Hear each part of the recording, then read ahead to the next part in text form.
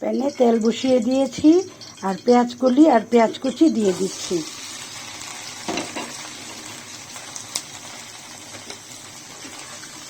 এখন একটু উল্টে পাল্টে সুন্দর করে ভেজে নেব। একটু নরম নরম হয়ে আসলে তারপরে এখানে মশলাটুকু দিয়ে দিব। বন্ধুরা, পেঁয়াজটা নরম করে ভেজে নিয়েছি, এখন মশলাগুলো দিয়ে দিচ্ছি।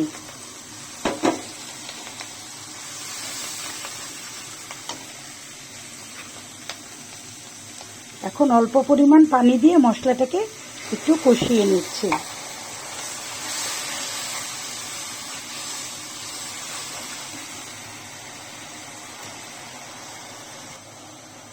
মশলাটাকে তেলের মাঝে ভালো করে কষিয়ে নিচ্ছি। এই কষানোতেই ঝোলটা খেতে খুবই মজা হবে। ভালো করে একটু কষিয়ে নিচ্ছি।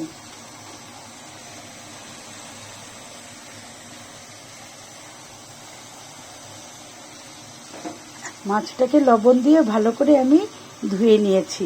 এখন মশলাতে দিয়ে দিচ্ছি। মাছটাকে কষিয়ে উঠিয়ে রাখবো, তারপর সবজিগুলোকে আলাদা করে কষাবো।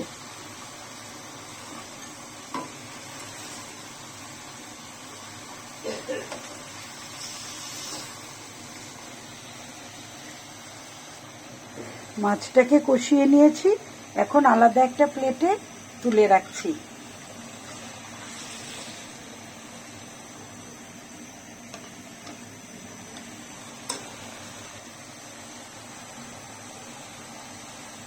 সবগুলো মাছ এখানে প্লেটে সরিয়ে নিয়েছি। এখন এই মশলাটাতে সবজিগুলো দিয়ে দিব। এখন সেই হলুদ ফুলকপি, শিম আর আলু দিয়ে দিচ্ছি।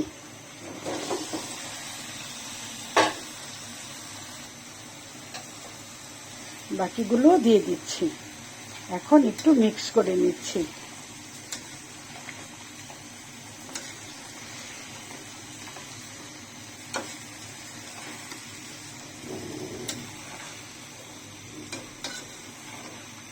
মশলার সঙ্গে ভালো করে ফুলকপি, শিম আর আলুটাকে একটু কষিয়ে নিচ্ছি।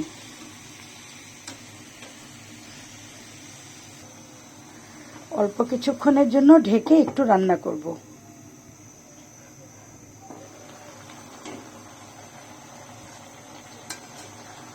সবজিটা কষানো হয়ে গেছে, একদম সফট সফট হয়ে গেছে।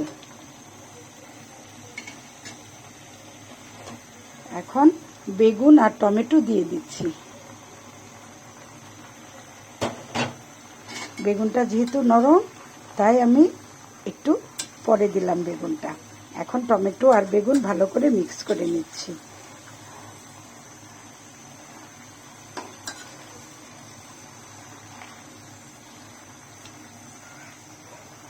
মাশাআল্লাহ, কত সুন্দর লাগছে। এখনো তরকারিটা হয়নি, এত কালারফুল সবজি দেখেই মনটা ভরে গেল। মাশাআল্লাহ।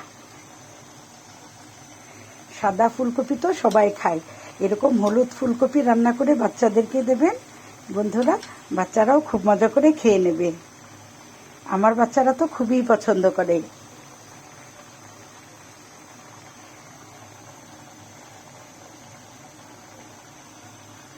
যেহেতু দুপুরে খাওয়া হবে, তাই অল্প পরিমাণ ঝোল দিয়ে দিচ্ছি। এই ঝোলে ফুলকপি, বেগুন আর আলুটাও পুরোপুরি সেদ্ধ হয়ে যাবে। ঝোলটা ফুটে ওঠা পর্যন্ত অপেক্ষা করছি। 90% মতো তরকারিটা হয়ে গেছে। এখন মাছগুলো উপর থেকে দিয়ে দিচ্ছি।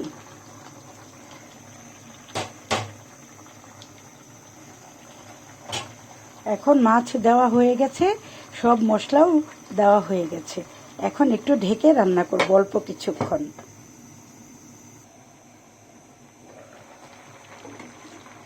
রান্না প্রায় হয়ে এসেছে, সব সবজি সফট হয়ে একদম সেদ্ধ হয়ে গেছে। এখন দিয়ে দিচ্ছি একদম ফ্রেশ কুচানো ধনেপাতা কুচি। শীতের এই সিজনে ধনেপাতাটা না দিলে তরকারি সম্পূর্ণই হয় না।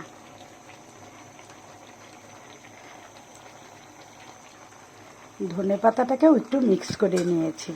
এই তো হয়ে গেল আমার মজাদার ফুলকপির তরকারি, কাতল মাছের ঝোল। যারা যারা ভিডিওটা দেখেছো বন্ধুরা, সবাইকে অনেক অনেক ধন্যবাদ। আল্লাহ হাফেজ।